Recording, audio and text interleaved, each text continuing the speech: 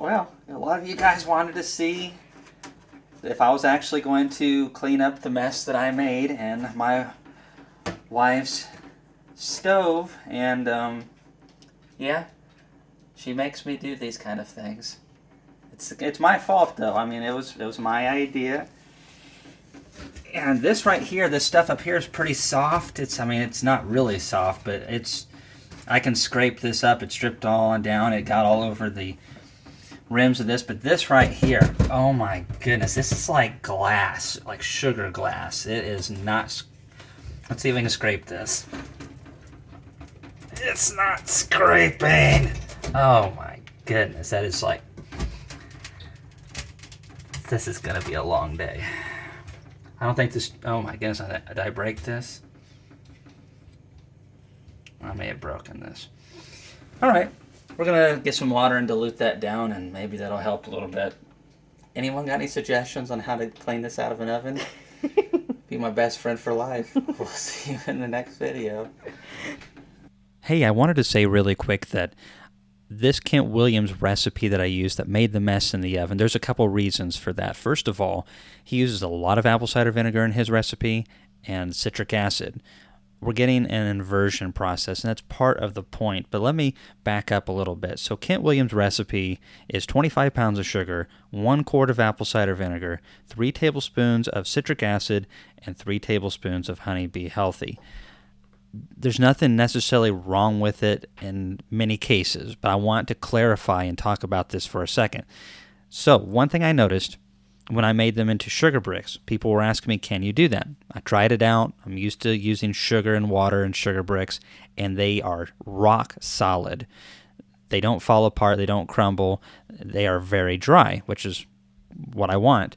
Where these, after 2 hours, which is longer than I usually use, were still really sticky. They didn't hold together well, and what was happening is the acid in the apple cider vinegar and the citric acid was causing it to start to invert, which is similar to like ProSweet and other syrups. It's obviously not all the way there, but some of that is happening, and it was not drying out because we weren't just using water, we were using other things. So Kent Williams does not use them as sugar bricks. I don't think they're great sugar bricks at all. However, he put some newspaper on top of a bunch of frames that is over the top of a cluster of bees, and then you just pack it on. I did that in a video. It worked out really good. The sugar bricks were all eaten by the hives as well. Keep in mind, I'm in a southern area. I don't have a very hard winter. We get cleansing flights all the time. Kent keeps bees down in southern Mississippi, if I'm not mistaken, during the winter months. So that's, you talk about not really having a winter either. I checked these things over a week after we put them into the colony, the sugar bricks and the pack method, and found that in the center there was still a good bit of moisture. So be careful if you're up north for a couple reasons. You don't want that excess moisture over a long period of time, and the other reason is apple cider vinegar has roughage in it. No big deal if the bees can get out and take a cleansing flight, but if you put these on in December and you're not getting a cleansing flight for a couple months or 3 months, that could be an issue. So that's why you always have to be mindful of location and different things like that. I like 10 pounds of sugar with 1 cup of water.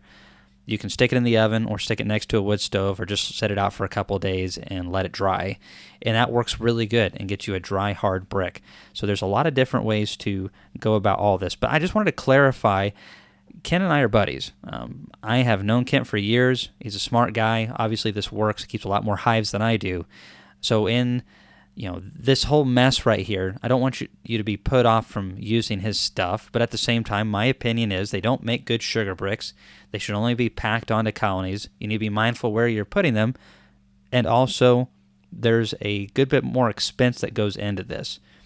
You have all that apple cider vinegar, all those other ingredients, whereas you could have just had sugar and water. Some people think that the acid helps the bees digest this through the winter. Very well could be. I think the bees still do fine by themselves with just regular sugar, just my opinion. And I also don't like the added expense. So thanks for watching this video, and we will see you in the live chat very soon.